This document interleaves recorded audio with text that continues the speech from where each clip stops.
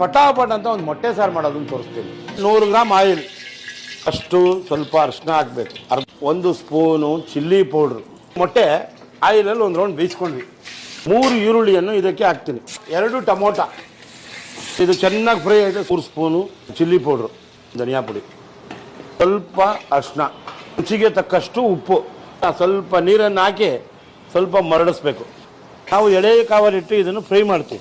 ನಿಮಗೆ ಇವಾಗ ಇನ್ನೊಂದು ಮಸಾಲೆ ಇದೆ. 6 ಲವಂಗ, 2 ಪೀಸ್ ಚಕ್ಕೆ, ಒಂಚೂರು ಕಾಳುಮೆಣಸು, ಸ್ವಲ್ಪ ಶುಂಠಿ, 1 ಕೈ ಹಿಡಿ ಬೆಳ್ಳುಳ್ಳಿ, ತೆಂಗಿನಕಾಯಿ ತುರಿ, ಇದು ರುಬ್ಕೊಂಡ್ಬಿಡ್ತೀವಿ. ನೋಡಿ, ಎಲ್ಲ ಹಾಕಿ ರುಬ್ಬಿರೋಂಥ ಮಸಾಲೆ ಮಿಕ್ಸಿಯಲ್ಲಿ ಆಡಿಸಿ ನಿಮಗಾಗಿ ಮೊಟ್ಟೆ ಮಸಾಲೆಗೆ ಬಿಡ್ತಾ ಇದ್ದೀನಿ. ಒಂಚೂರು ನೀರು ಕೊಡಮ್ಮ. ನೋಡಿ, ಚೆನ್ನಾಗಿ ಮರಳಿಸು ಸಾರು. ಈಗ ಬೇಯಿಸಿ ಮಾಡಿಕ್ಕಿದ್ನಲ್ಲ ಆ ಮೊಟ್ಟೆನೇ ಈಗ ಸಾರಿಗೆ ಬಿಡ್ತಾ ಇದ್ದೀನಿ. ಸ್ವಲ್ಪ ಕೊತ್ತಂಬರಿ ಉದುರಿಸ್ತೀನಿ. 10 ನಿಮಿಷದಲ್ಲಿ ಮೊಟ್ಟೆ ಬೇಯಿಸಿದರೆ 10 ನಿಮಿಷದಲ್ಲಿ ಮೊಟ್ಟೆ ಮಸಾಲ ರೆಡಿ.